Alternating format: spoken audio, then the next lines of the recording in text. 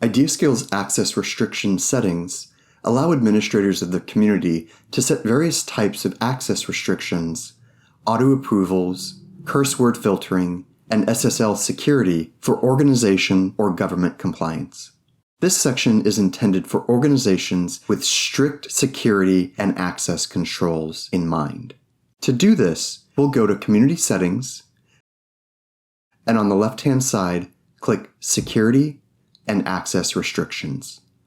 From here, we'll provide several access restriction options for you to control who can access your platform and how they access the platform.